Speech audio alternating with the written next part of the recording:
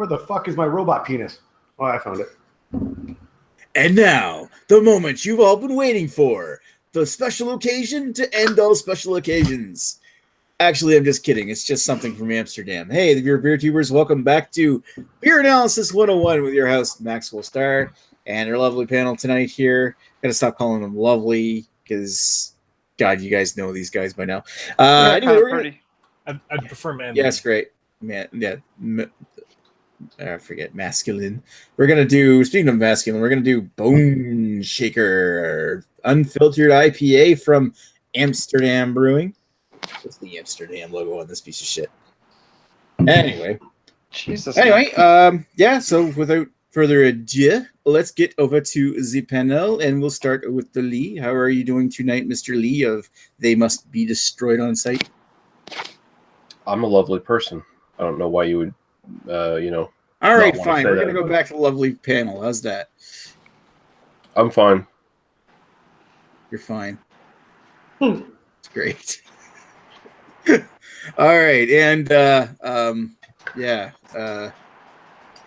Chris, how are you doing tonight? I'm good. I'm feeling a little lovely. Very lovely. Nick, you look lovely as well as our host. You look lovely tonight. All right. Thanks for having me. No problem. Nice to see you back on. Yeah, it's good to see you back on Beer Analysis 101. And in a very, very rare occasion these days. He's analyzing other things. Yeah, got other shit. Yeah. No, not that I blame you for having something to scratch, but it's just. Yeah. Anyway, moving right along, we also have, speaking of scratching, we got Greg. How lovely are you feeling tonight? I'm feeling absolutely lovely, Nick. And let me be the first to say that you've also got a lovely penile. Well, at least it's not a robot penile. That's true. It's just flesh and blood. And blood. Yeah, and Ash, sorry to put you on the spot like this, but now you have to follow all that up. I'm my own man. I do not have to follow that trash. I'm going to be professional. Yeah. How are you doing tonight? Yes. I'm not bad. Thank you for being so professional. It's really hard to come by these days. Yes. Yeah, exactly. Roa. All right, so speaking of Boneshaker, Amsterdam Boneshaker. So the story of Amsterdam brewing can be traced back to 1959, when Roel Brammer emigrated to Canada from his native Netherlands. First living in Montreal and studying at McGill University, he moved to the Toronto area in the 1960s. Tapping into the local nightlife scene, in 1966 he opened up the Boiler Room restaurant on Wellington Street, in a Wellington Street basement. The Boiler Room spawned a series of successful bars and nightclubs such as the Coal Bin, the Gas Works, the Generator, and more.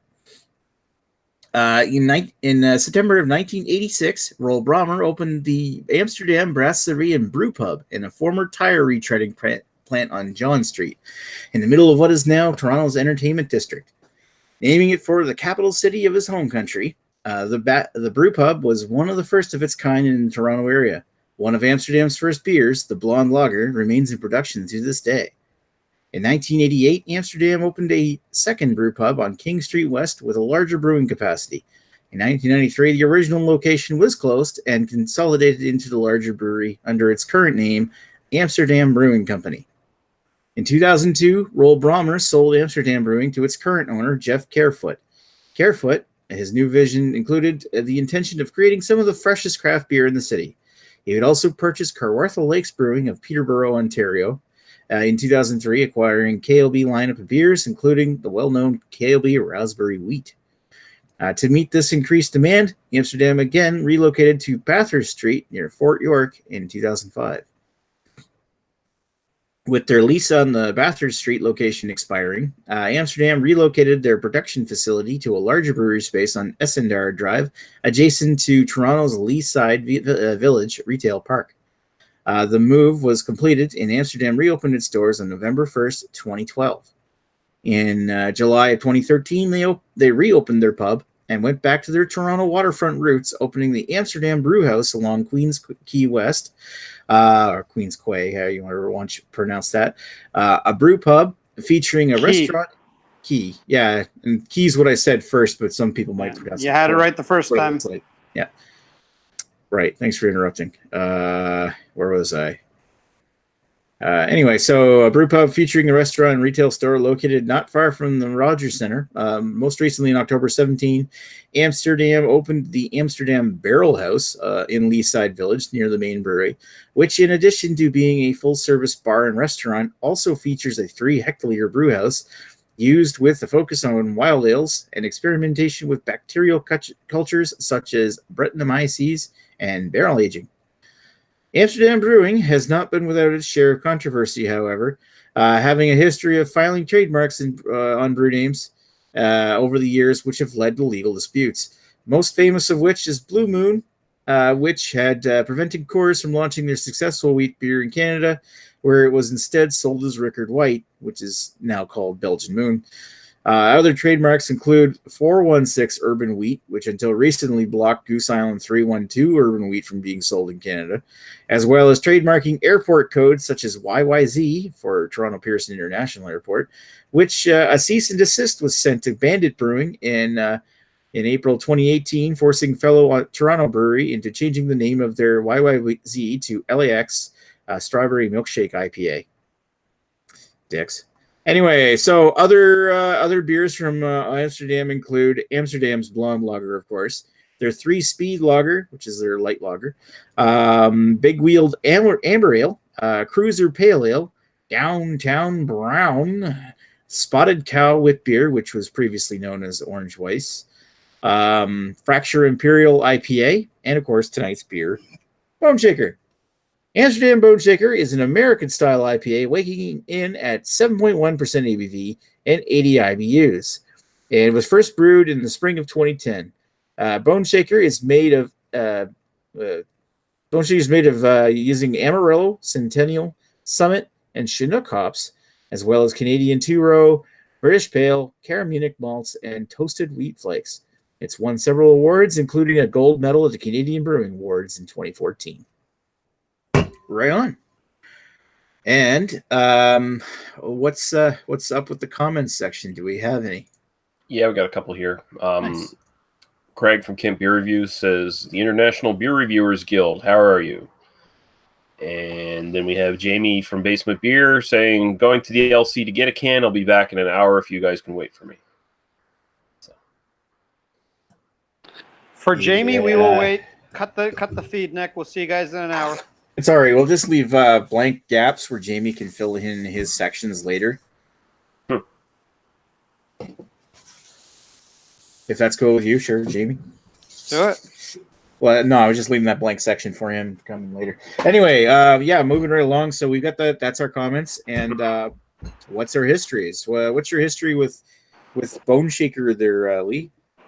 Okay, so I first had this 2013, I believe it was, and back then it was in the 6-packs of bottles. Now I have it in the nice handy little cans. Even way back then, I heard people crying and saying, oh, you're not getting the real Boneshaker. They've compromised it. It used to be much better when it was like super unfiltered, and since then their filtering process apparently has become more precise, I guess, more intense. But I've always liked it, and it's nice to have it in cans, so it's generally a lot more fresher now on the shelf. As with a lot of beers from Ontario that show up in Nova Scotia, sometimes when you get the bottled versions, they tend to be a little old. Or if they're, in the case of like Red Racer from the other side of the fucking country, really fucking old.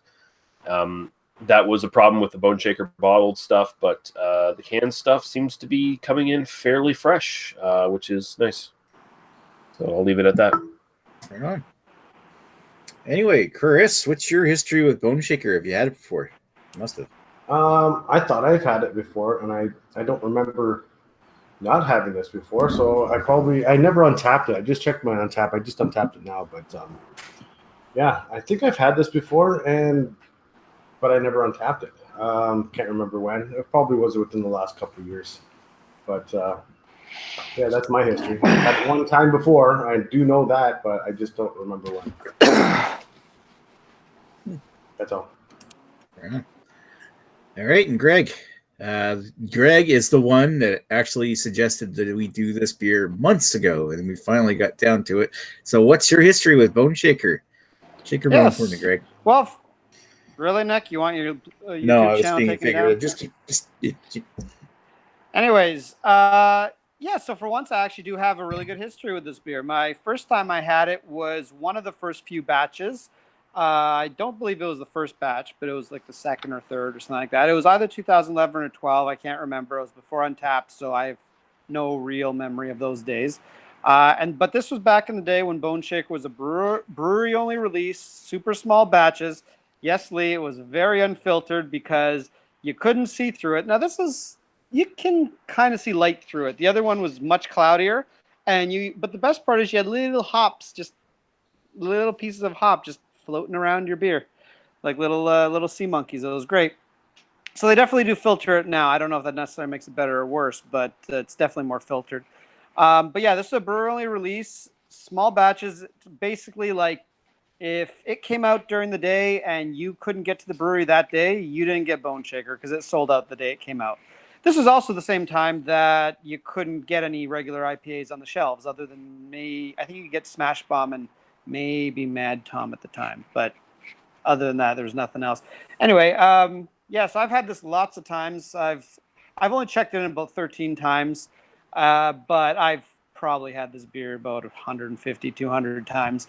Part of it owing because there's a bar right near my work that sells pints of Boneshaker for quite cheap. And I tend to indulge in those whenever we go out there, to the point where my wife has now banned me from having Boneshaker because when I have 6 or 7 of them in a night, she gets upset when I come home that sloshed. So, yes, I have a history with this beer. Also with Amsterdam, I've had almost all their beers too. And they make some good stuff. They also make a lot of really shit stuff too. That's it. Nice. Goodbye, Nick. Yeah, that's pretty cool. It's always nice to hear somebody with an actual. It's like, is this like, if that's the case, this is kind of one of your go-to favorites then? It always has been. I don't go usually out of my way to try it just because, I'm like the rest of you schmucks where I tend to just get new stuff. I don't really stock up on stuff I've had before. But if I'm at a bar, this is definitely something I look for.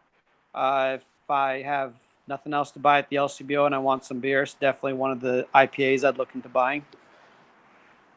To me, this is sort of, I should also say, this is the first IPA I ever had. I believe the first real IPA I ever had. I think I had Canuck before that, but that's a pale ale. So this has also shaped my view of what an IPA should be. So this is basically like my virginity. It was taken by this. And I keep coming back for more, even though we've had our ups and downs. Your hop cherry popped on this one. Yeah. Nice. All right. Well, again, Ash, you have to follow that up. Yeah, that's all right. So I've had this, quite a few times in the past, much like a lot of the Amsterdam products that are readily available. I don't go to the brewery or anything like that, but as I started this craft beer journey, Amsterdam products they're always really easily available to us. So the first time I tapped this was 2015, but I know I had it before that, probably 2013, 2014, something like that. Probably haven't had it in about a year. This isn't my highest or my most liked Amsterdam beer. I have a few others that I like a little bit more, but overall, I think this was probably one of the beers again that sort of probably started me on the journey, and not to the full extent that Greg, but sort of gave me a good idea as to what decent beers could taste like, if not great beers. So, yeah, that's where I am with Boneshaker. Nice. All right, so my turn. My history with Boneshaker is it first showed up here in New Brunswick, I think, in the fall of 2013. And I bought it around that same time. I can't remember if I had it maybe early 2014 or late 13. I think it was late 13. And I liked it. But I don't remember specifically whether I really was super in love with it or not, at least not as much as it sounds like other people on this panel are. But I did enjoy it. I know my first tap on it is from June of 2014. I gave it a 3.75 out of 5. And yeah, I know that I eventually did a review on it. I can't remember what review number it was on my channel. I'll actually look that up and I'll say it later. But I know it took me like 4 times buying a can of this before I actually, finally fucking reviewed it. And yeah, so it's notable because I remember buying can after can of this and just letting it go stale because I want to do some reviews. But it was, of course, that time in my life though when I was like having a hard time doing the reviews because it was tough to get back in the camera back. Anyway, I won't get into that story. All right. Do we have any more comments? We have one more. It's from Eric Gilbert just saying cheers. So hello, Eric. Cheers, Eric. Cheers, mofo. If you got a history, Eric, type in the comments. Anyway, I can look up the history. Now, I suppose we don't have any more comments for the time being. Do we have anybody ready to give a rating? Yeah, I'm ready. All right, Lee, go right ahead. So I've always liked this one, but this is I wouldn't say it's like a go-to for me. It's much more of one of those ones where it's like, yeah, I have that one to like cap off a night of drinking or something like that. I've never really thought that flavor for this one was super impressive. I always thought it was more of a kind of a punch you in the face kind of IPA for the most part. The hops are fairly strong on it. You get a lot of pine, a lot of grapefruit kind of punch to it. The flavor itself is a little bit dull as far as just something really nice to taste. I always sort of found, but at the same time I still like it. And like I said, it's kind of one of those, hey, have one a night or something like that, with a bunch of other stuff. That being said, as far as a sort of a modern IPA goes, as far as it sort of fits in the style, it's a little bit stronger than your typical modern IPA. And I think as far as style wise goes, it's got plenty of bitter punch in the background to it. And I'd probably sit it about an 8 style wise. Overall enjoyment, I'd probably sit it at a firm 7. It's really good. It's not mind blowing. For that, you'd need like an IPA that sort of has this punch, but has a lot more going on in the flavor sort of thing. Maybe a little bit more complexity. But overall, this is a really good sort of bang for your buck kind of IPA if you're looking for a stronger one. And yeah, there you go. Very nice. All right, Mr. Chris. I'm pretty much going to echo what Lee's saying there with the scores and my overall 8 for style and 7 for overall. For the smell, I got a little bit of a grapefruit hoppiness out of there, but the taste, it's got a dry finish, a little floral notes on there, a little bit of pine. It's basically an average IPA in my opinion. It doesn't really blow you away in the in the taste and stuff like that. But with that being said, it is not offensive whatsoever. This is a good, I guess you could call this a good, nice little, like Greg was, like it was his first IPA where he got his, they popped his hop. Sure. But it's good for people just starting out in IPAs. It might be a little bit too hoppy for them. I don't know if it's a great selection, but you know what, if someone wants to try something different and they want something that's, hoppy, and that word hoppy gets thrown around so much that people don't know. A lot of people really don't know what that means when it comes up to, especially where I'm working, and I'll tell them that, I've got an IPA on tap and it's pretty hoppy. They're like, oh no, or oh really? And then, they don't really know it. And because they drink it, they'll be like, I don't even know. I wasn't expecting that. Well, this is one of those ones where you can say it's pretty hoppy. They'll drink it and they'll start to understand what that means. So like I said, for style, I give it an 8. It is what it is. And overall, again, same as Lee, I'm giving it a 7. In my opinion. In your own opinion. Yep. Quickie. And speaking of opinion, here's the one that's going to bring it all the way back up to the top. Greg, what's your opinion? Yeah, opinion time. First of all, I'm going to just disagree with Chris briefly. I don't think this is a good starter IPA. When I first had this beer, it kicked the living shit out of me because I was not used to hops at all. I think Chris is a lot more used to IPAs and hops than he lets on. I don't think Chris is a beginner. I think he's very much a novice, even perhaps a hardened young veteran. So I don't think this is a good starter IPA. I think this is actually a very strong beer for someone who's just starting out. Personal opinion, that's it. Second of all, I'm not BGCP whatever certified. Again, my opinion, but this to me is the West Coast IPA. This is to me what a West Coast IPA should be. It's pine and it's grapefruit and it punches you right in the face. And on top of that, 7.1% alcohol. So it's a little bit higher alcohol than most IPAs. So that's a bit of a bonus for me. Maybe not, but it sometimes is. So like I said, to me, this is what I judge all West Coast IPAs by, and therefore it's an easy 10 out of 10 for style for me. In terms of enjoyment, it's still really, really good. It is a very much punch you in the face, very much a brute beer. You know, it's like the Mountain versus the Viper for you Game of Thrones nerds. This is the Mountain. This is just there. It's going to kick the shit out of you. It's not as fancy as the Viper, but at the end of the day, it's going to get those other ones are going to get its head crushed by this. I'm on a tangent. Sorry.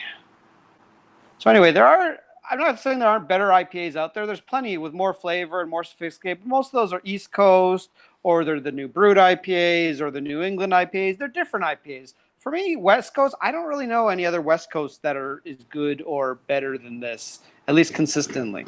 Now, I will say this beer is not always consistent. I've had some bad cans of it. I think Amsterdam has fixed their problems for the most part. When this first started coming out to the LCBO, this is brutally inconsistent. You get awful batches. But anyway, long story short, overall enjoyment, I'm going to give it a 9. It's not the best IPA I've ever had overall. It's probably among my best West Coast, probably among my best overall, not the best. I want to leave some room up top. And I'm going to be that guy that's going to say it also used to be better when it was a brewery-only release and only I could get it and the rest of you couldn't. It was better then. So that's why it's a 9 and not a 10. I was debating going higher on this, but I think a 9 is comfortable. But it's a 10 for style for me and a 9 for overall enjoyment. For any of you that are still awake, thank you for listening. You're welcome. And I hear the guy outside was honking at you to get this. Yeah, he told me I had to shut up, so I'm shutting up. Right. Anyway, go ahead, Ash. What's your thoughts? I'm just gonna say ditto, and that's it. No, I'm just kidding. Ditto, Hugo. Ditto to everybody. Yeah, you know what? Yeah, you know, a lot of things I'm going to say that they're sort of touching into what everybody has said already. But you know, I'm going to say this: I enjoy this beer better. I enjoy this beer more now than I did probably back in 2015 and 2016. And you know, a lot of that has to do with the fact that, you know, to what Greg said, that was actually intelligent, and props to you on that. This is, you know, like a pretty standard, very close to style, like West Coast style IPA. And to be brutally honest, you know, sometimes you just want to go to the LCBO and you want to have a fucking, you know, or you want to go and just have an IPA. You just want to have something that like hits those bittering notes. It's, you know, a little bit sweet. It's a higher ABV. You can, you know, sip it a little bit longer and, you know, just really enjoy it. And without fucking fruit additions or lactose this or fucking puree that. You know, sometimes they're just going through a phase right now. There's just too much of that shit. And like, I just want a straight up IPA. So, you know what, to be honest, you know, I've sort of had a thing with Amsterdam, you know, not being, you know, not really enjoying a lot of the things that they're doing to some of the other brewers, like all of these copyright infringements and all that dumb shit. So I've sort of shied away from their product a little bit. But you know, having this, you know, it's probably been about a year and a bit since I've had this, and you know, I'm enjoying it quite a bit. You know, you're getting again those classic West Coast style, you know, grapefruit, pine notes. I find the grapefruit's a little bit. It's gonna sound weird. It comes across a little watery on the nose, if that makes any sense at all. The pines, you know, the pines there. As it's warmed up, I'm getting a little bit more of a candied sugar on the back end. But yeah, like right on the front of the tongue, you're getting the, like it says 80 IBUs, I think, 80 some odd IBUs, and yeah, you're getting it all on the front. It mellows out a little, you know, nice and sweet on the back end. A little bit of that, again, that sort of candied peel of some sort on the back. And then, yeah, I mean, after you finish the can, it's like fucking 7.1%. You know, you drink one of these, it's like having 2 beers at once. And, you know, I'm pretty happy with this. So from my Untapped, on Untapped, I gave this a 3.5 originally. I'm going to bump that up. I'm going to move it to a 7.5 for personal enjoyment. But as for style ratings, this is pretty bang on. I'm going to give this an 8.5 for style. So, yeah. I will say this, though. Fracture is a little bit better. But Fracture is just this and bumped up. So, I disagree. Fracture's a little bit too boozy for my palate. Well, there you go. Well, yeah. But I still have 6 of them. That's true. But I still love you regardless, Ashley Sexton. You're a 10 out of 10 in my eyes. I appreciate that. You're I lovely. would have said I'm an 11, but that's all right. Thanks, anyways. Right on. All right. Yeah. Just to add in there, my Amsterdam Boneshaker review was review number 932, and in that review, I gave it a 4.5. Not giving it that tonight. I had a chance to have this again a couple weeks ago. Actually, the can that I bought tonight was the date code on it is J, which I think means either August or September. And so it's a bit fresher. The one I had before was 2 months older than that. And the hops had faded to the point, even after 2 months, where it was just it wasn't completely different from it, but it was less hop. Almost seemed like less hop forward. But I'm getting a little off topic. I'm trying to. Where's my little notes sheet here? I also want to give a little response to what Greg was saying, where I think maybe Chris is more talking about like this is a beer where people will understand what hops are rather than being a true beginner IPA, because it's more when you have this, those are definitely hops you're tasting. I wouldn't also recommend this to be somebody who wanted an introduction, who is used to drinking lagers to the IPA style. It might be a better choice to go with like a New England style or something, and maybe they might not be used to the sediment, but it's a lot less less bitter for the flavor. But as far as this one goes, what I'm getting out of this one is to channel Guy, who's not here with us tonight, but drinking in Canada, where he loves to say orange candies. I'm getting orange candies, a hint of grapefruit, caramel malt. The hops are kind of like a floral pine resin, a little touch earthy in the back. My overall opinion on this beer is that I feel like this is an IPA from back in the day when there was an IBU arms race, when there was a race on to create the bitterest beer possible. Everybody remembers like Flying Monkey Super Collider was kind of like one of the epitomes of that whole deal. But I find that this beer is more bitter than it is flavorful, as it's just because maybe I'm not as big a fan of the piney IPAs than I am of the grapefruit stuff. Everything now is kind of like juicy and going for lower IBUs with a bigger hop flavor, which I love that trend, although I do prefer beers to be around the 60 IBU mark. But this one, I just feel like it's less impressive nowadays when you stack it up to all the IPA competition it has, and it's at the bitterness level that you get this, it's just maybe a bit more bitter than I really want out of a good IPA. But that said, I mean, I'm not really complaining too much. That I still really like this beer. I'm gonna give it 7.5 out of the style, and I'm gonna give it 7 overall for my opinion. My own opinion. Anyway, anybody wants to leave now can leave. You're all fed up with me. All right, so do we have any more comments there? What? See you later. Shut up. Just kidding. Yeah, we got a couple more here. Eric Gilbert says Boneshaker was a go-to. Then he went hazy, I guess he's saying here. I usually walk by West Coast style these days. Craig says, sounds like a decent beer. Cheers, guys. And Eric Gilbert says, I'd be all over Fracture if I could find it more great IPA.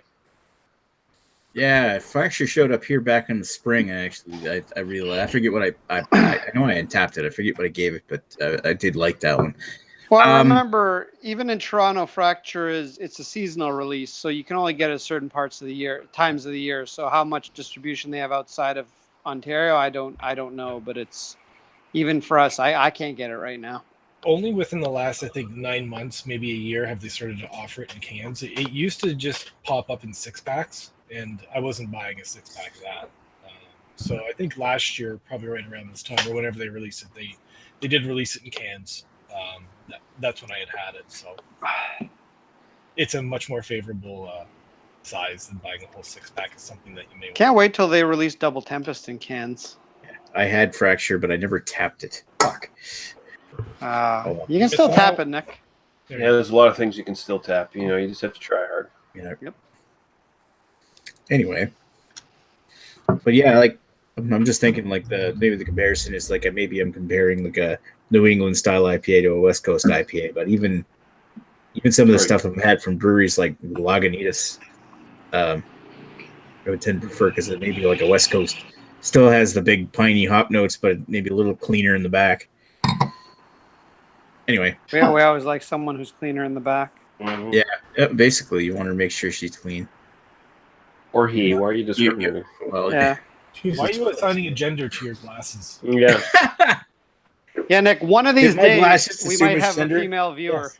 we might have a female viewer Yeah, so let's not Someday. be sexist. someday over the rainbow. Yeah, you guys thought you did have one, and then I showed up on the camera, and you're like, shit. Oh, Yeah, we found we you were- actually we were- had sausage between your legs, and you're like, we were Jesus we were Christ. so disappointed. yeah. Greg the whole time was like, oh man, she sounds hot. She still does. Yeah, awkward. The Ashley Sexton sounds like a hooker name. Come on. Yeah, let's get to our totals here. All right, before we go off the all rails. right. Let's go. See You the ready, Terrio Chris? joint. Yeah, I'm ready. All right, I'm gonna. Just give me a second. I'll present you. Present everyone. You're presented. Oh, I'm being presented already? Okay. Yay. All right. So, well. Oh, that didn't come out right. Hold on. Let me fix that for a second. Why it's so small? That's what she said. That's what she said. Yeah. Mhm.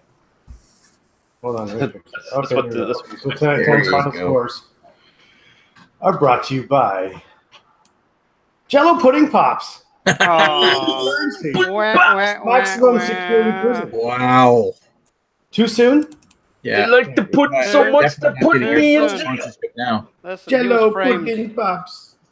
Anyway, our final scores for Boneshaker, unfiltered in quotes, IPA are 8.4 for style and a 7.5 for overall enjoyment. So not as good as MGD. This time it's me dragging everybody down. There you go, Nick. It's really dragging us all down. Is that pathetic show you guys did on MGD? That's what's dragging this fucking everything down. 'Cause I think MGD still did better than this, didn't it? Well, Yes, the did. worst part is I've had MGD a number of times since then. I completely agree with Guy. Not Guy, Lee. I don't know what the hell it was with that one can we did on that show, but MGD did not deserve the high ratings we gave it. Sure. We just as synchronized. We just bought the one good can that was made. That seems to be Stop what it us was. anyway. That seems to be what it was that night. Anyway, it doesn't matter. It's in stone, and we can never take it back. And MGD is still, I don't think it's the highest rated beer, but it's like top 3 for us. It's top 3 now. No, I think probably the highest rated is probably like Roastford 10. Yeah, Top Nick. 3 That for was- you guys. Don't fucking quote me in on that Don't shit. bring me to your shit. You're one of us. Stop presenting One me. of us. One of us. That's a good Googly, point. googly, I thought everybody would like to look at how lovely Chris is tonight. Actually, Chris yeah, does look lovely. I wasn't on that MGG review either, so There you go. keep me out of that shit. Another voice of sanity in the sea of That's a Crazy stain. Yeah. nonsense. You gotta vote for your vote to count. That's your stain, not mine. Yeah, hey, you know what? Just because you didn't vote doesn't mean Trump's not your president. Jesus Christ. Which actually doesn't apply to anyone here because we're Yeah, all no, members. Yeah, kind of still does. Yeah. Wah, wah, wah. Whackity schmackity. Fuck, my elevator's going crazy. That's crazy. It's crazy. All right. We don't actually have any more comments at the moment. Nope. We don't. So what's the date code in everybody's can? Oh yeah, Mine's a by J. the way, Nick, I bought this can. My date code is, I believe it's July 24th, and it was 2 days old when I bought it. When you said we were going to review this in July, and I've been hanging on to this can since then. In your magic fridge. Luckily, this beer does not hurt it too Well, much. What's the So- letter on your can? G. So I think that's July, or is that Yeah, June? I think No, that might it's- be July. That's July. I have H, which is August. Yeah. Okay. So mine's, Yeah, mine's July mine's, as well. mine's J, but they skip I, don't they? Oh, maybe they do. They do skip I because it looks too close to a 1. Ah, Yeah, and so I got Jay, so I think that's September. So that's You have really the Yeah. fresh. So that's really fresh. That's really fresh. I Then. got the first can. Yeah, because you're definitely not getting an October can just yet. And this is like the only Amsterdam beer I get here anymore. I used to get all like the 3-wheel and the downtown brown, but no, not anymore. Now, I will also say, if you happen to be in a place, perhaps a beer wasteland, as they call it, and you can only get IPAs that are old because that's just how your shitty liquor system works, this is a good one to get because this one is not particularly, it's not terribly affected by age. There's some IPAs you get that are like, oh, it's 2 months old, you can't get all the flavor, it's no good. This is totally fine. 2 months, 3 months, 4 months. Is it as good as a fresh can? Maybe not, but it's not that badly affected by flavor. So the hops are strong enough that it can last pretty well, especially in the can. So yeah. Well, you can tell that they don't they definitely dry hop it, but they don't overly dry hop it where that's the flavor that you're really pulling for. Because like those overly dry hopped beers, that's when after a month it really falls off and everything else, all the other wheels fall off the cart. Once those aroma hops drop off after a month. But yeah, this one held up. Yeah, it holds up pretty well. So I would agree. There you go. Nice. So what did you say the date goes in yours, Lee? H. All right, so yours is August. August then. It's not bad actually. Nice. All right. We got any more comments? There's one, but Chris already saw it. Basically, Craig was saying that Chris is looking really swole these days because he's working out and he's not drinking as much beer and he's getting extracurricular exercises and all that other stuff. So he's not drinking as much. He's having his tadpoles extracted on a regular basis. Basically, yeah. Jesus Christ. That sounds really scientific. Yeah. We try to make it. Anyway. Yeah, let's end all this. Right. Well then. Let's end this. All right, yeah, I think we're pretty well done here. So nobody's asked the question yet of what's next week's beer, for fuck's sakes? No, it's gonna come from the comments. Actually, I might as well read it. This one we're actually gonna go back to New Brunswick, and we're gonna take a look at a beer from the province where the politics are not interesting whatsoever. We're gonna take a look at Pump House Crafty Radler. Yeah. One last Radler of the season before we get into Can we get more. that, Ashley? No, maybe, I don't know. The beer might be changing. Yeah. Well, the reason why I'm thinking we need to do this is because half of us already have it, and it's fading, or like it's the supply is fading in Ontario. I'll take a look. I'll do all the work for you, Chris. Don't you worry. Don't you worry, sir.